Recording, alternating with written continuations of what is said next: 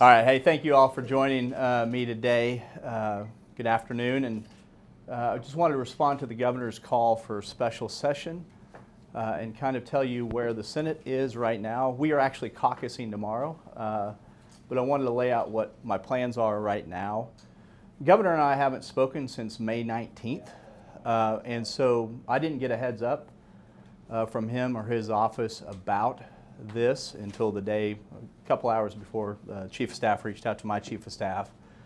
I'd gotten wind from some of my caucus members who had voted against the compact extension, that the governor had called people in who had voted against the compact extension to try to convince them of a path, but I didn't get any specifics on it until the rest of the world learned on September 11th. So trying to process it, looked through it. It's intensely vague and doesn't have some of the details we have, but in the spirit, some of the details we would need.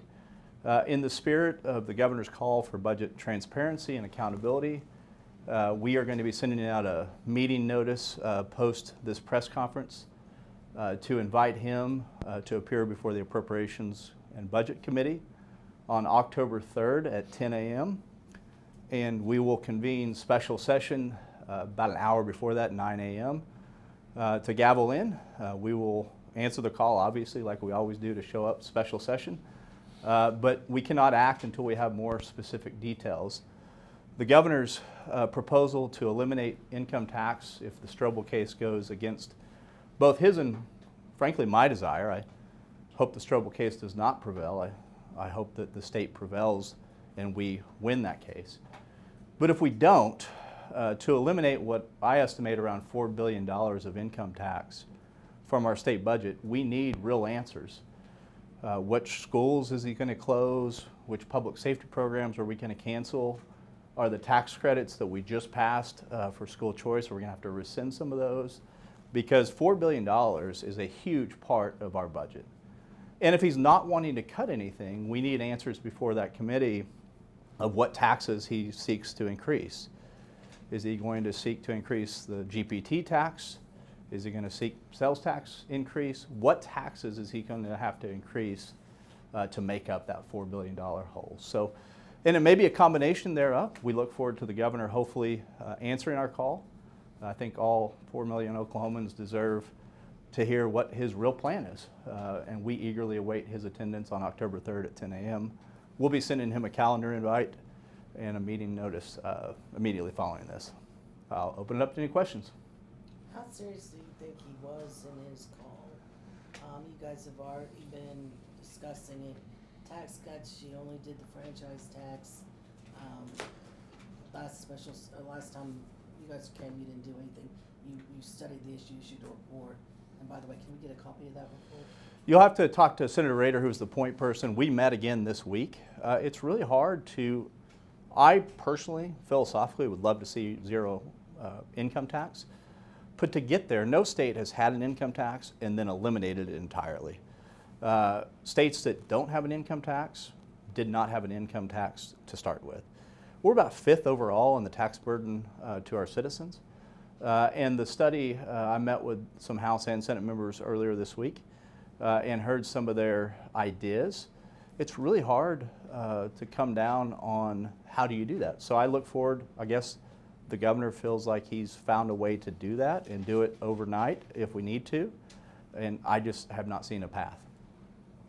They've had something in Kansas in the last few years about income tax, and that did not go well. Do you see any lessons from that for Oklahoma? Well, you know, we don't have to even look to Kansas. Kansas obviously had the issues. But we had trigger scenarios, even as early as when I first started serving in 2011, that set us back. We were $1.3 billion in the hole, dollars in the hole, $800 million in the hole, $600 and some odd million in the hole, with automatic triggers. So I'm leery of triggers just because I don't, you've got to make sure the mechanics work. Our problem was we had set the Board of Equalization parameters based on the December numbers, not the February numbers, and it triggered a tax cut when we were actually seeing declining revenues. So anything you do, you've got to be certain. You can't just ram it through in a day or two special session without a whole lot of thought. There's a lot of people that depend on, people hear government services, they think of subsidies and that type of thing, but we're talking about law enforcement, we're talking about roads, we're talking about schools, and we've got to take it seriously. Do you think since the last time taxes were raised for the teacher pay raise, it has now gotten harder given State Question 640? I mean, the makeup of Republicans in the legislature. I mean, you had a tough time getting those taxes increased for a teacher pay raise. Would it be more difficult now, do you think? I don't think it's ever going to be easy to get a 75% vote on anything. And I lived through that as the floor leader during that time. That was we had our backs against the wall when we did that. I don't think it would be something that most of my colleagues would be very eager to do. What do you think it says that members of the executive aren't alerting each other to these important sort of things, like calling for special session? Members Being of the acting governor, the acting. Are you talking about the yeah, disaster? special session. Yeah, I grouped a bunch in there. I'm sorry, but You the can fact that restate were it. Notified beforehand about this Special Yes. session. You know, the governor's under no obligation to do, but I think it would be a common courtesy to reach out to the leaders of both the House and Senate. I would have to, my understanding, the speaker didn't get a heads up either, but I can't speak for the speaker. Rumor is that he didn't. I definitely did not. And I think that's unprofessional, but there's nothing illegal about him calling the special session without letting me know. If he hopes to have success and actually get something done, it's probably a good idea to talk to the leader of the body that's going to have to do part of it. What do you make of his third request, the trigger bill if the feds were to give some exemption or cut for a certain political or racial group? Well, that's the core of what I'm talking about. So the Strobel case that's pending before the Oklahoma Supreme Court is what I believe he's aiming at, just from a plain reading of it. That if they find that Native American living on now what is defined as reservation in a post-McGirt world doesn't have to pay income tax if they work for a tribe. Before it was if they also lived on trust land. Now the question is trust versus reservation land.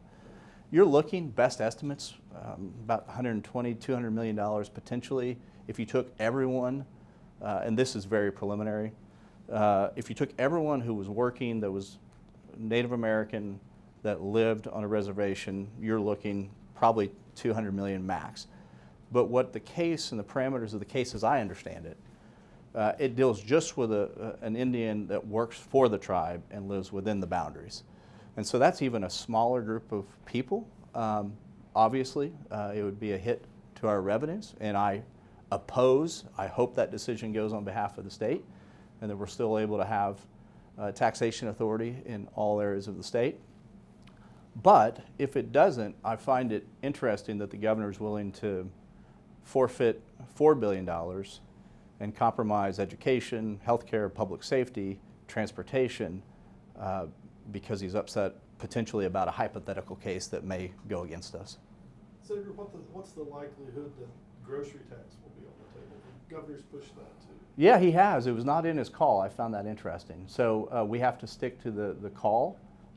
His call dealt with budget transparency, income tax cuts to eventually get us to a zero, and then a complete elimination of income tax if the Strobel case and or any other action goes against the state and we cannot tax Native Americans.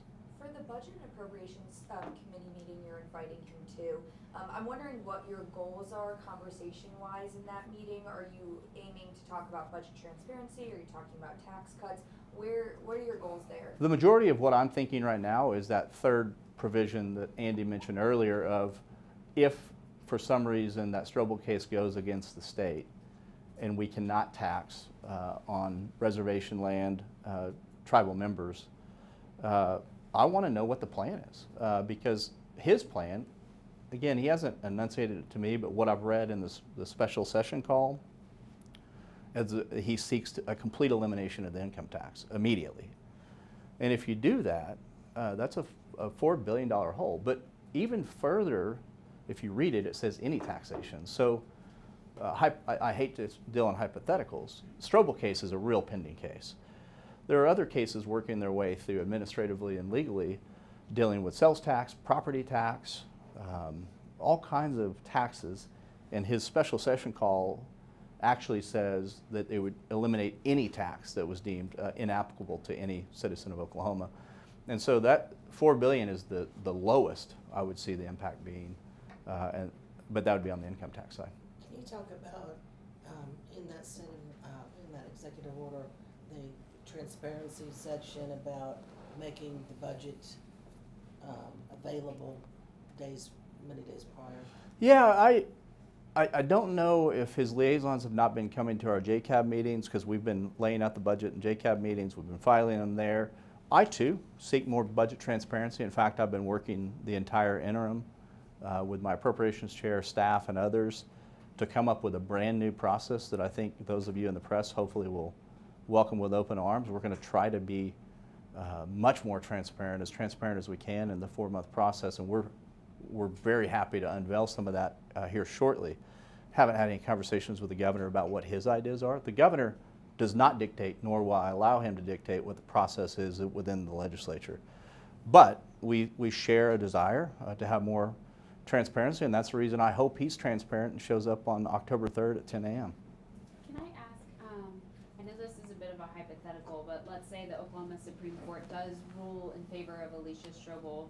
I mean, do you see compacting as a potential way forward with the tribes in that instance? Like, so we don't potentially lose $200 million in revenue every year? Oh yeah, no, I think that's the only solution that is viable. If we're looking to Congress for a solution, no, this isn't meant to be derogatory toward any of our members, but that is a very heavy lift that's not going to be moved quickly. And a lot of people look and say, why doesn't Congress just do something immediately? If they could have, they would have already. Compacting has a long history of success in Oklahoma. This governor doesn't believe in it as much as I do, but I think the biggest and the most viable and the long-term sustainability is through compacting, of mutual respect between the tribal nations and the state of Oklahoma on a myriad of issues, but specifically to your question, absolutely, I believe so on this type of taxation issue as well. On Monday, the governor made some comments about, now's the time, we have all this money in savings and the surplus. Do you think it's a good idea to tap into that extra money, or is that even an option? I think the governor has more confidence in the Biden economy than I do. I'm still nervous about the future of our state ability to pay our bills long term. We're in a very good position. Since he's been governor 5 terms, he's not acted on 3 of the budgets. He's either vetoed them or let them go into enactment without his signature. This surplus is not of one man or one woman's doing. It has been a collective effort of us spending well below our means to be able to be in this position. We cannot squander that without really, well, we can never squander it. We have to have real deep thought and real conversations about how do we get to our shared goal of trying to lower the income tax and eventually eliminate it without jeopardizing critical services. Can you talk about, And also, Treasurer Russ's reports for the last 2 months do cause some concern. We've talked about, we know that there will be recessionary type activity at some point. We've been saying that. We almost sound like a broken record on the Senate side. Todd Russ's most recent, Treasurer Russ's last 2 reports have kind of validated some of those concerns. can you talk about the numbers on savings? Roger Thompson disagrees with the numbers that the governor uses, says he doesn't know. I agree with Roger Thompson. There we go. Was easy. He's going to have Roger's going to be much more in the weeds on the details of, I think the surplus that the governor speaks of counts money that we don't have access to. I think it counts all the money that was set aside for Panasonic and pulled back, that $698. But the definitive to the dime numbers, I think the governor, suffice it to say from my perspective, is bloating the number. But Roger Thompson's got a much better feel of the details on that than I do. Can you go back, you were talking about Treasurer Russ, his August report said the economy was slowing down and gross production, or gross revenues were down by more than 10%. Is it a good idea to cut taxes as the economy is slowing?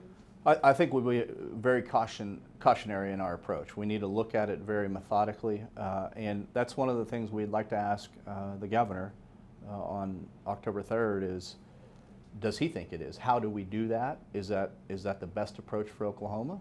And we're eager to hear his answers on that. What do you think the chances are he shows up for the appropriations hearing? I don't know. We will treat him with respect, and he is the governor of the state of Oklahoma. He deserves respect. However, Oklahomans, all 4 million of them, deserve answers on how he does this. This shouldn't be just a political slogan on a special session call of saying we're going to eliminate it if the Strobel case goes opposite of the way we want it to. I think that's not appropriate behavior. Have you had any communication with the House, Nicole? So on the call, no, I have not had any. I plan on doing so, but I wanted to talk to my team, get my thoughts in order, but I will be reaching out to the Speaker in short order. Apart from the I have talked to the Minority Leader of the Senate. I've talked to many members of the Senate, but I've not talked to the House yet. Sorry, apart from the special session, is it about the same number of folks we've announced either not running again in the next cycle, or is it higher or lower? It seems a little higher. Might be timing, I'm not sure. I would have to go back and look at historic numbers. It seems like was a flurry of them there for a while, but it doesn't seem like it's out of the ordinary to me. Do you have any idea of what your caucus is gonna think about going into special session? I know you said you talked to some of them. Do you have a read on that yet that you can share with us? I'm in pretty good alignment with my caucus. And so, do we have a desire to go into special session? No. Do we have an obligation? Yes. And That doesn't mean you have to stay in it, though. No, it doesn't. But, you know, we could have approaches. I could have sat here today and said, we're going to gavel in and we're going to sign a die. We've done that before, and it's completely appropriate. But I think it's more appropriate in this scenario to let the governor defend what he put on paper and actually give us real details. Any other questions? Thank you. Thanks, All right. everybody. Thank you.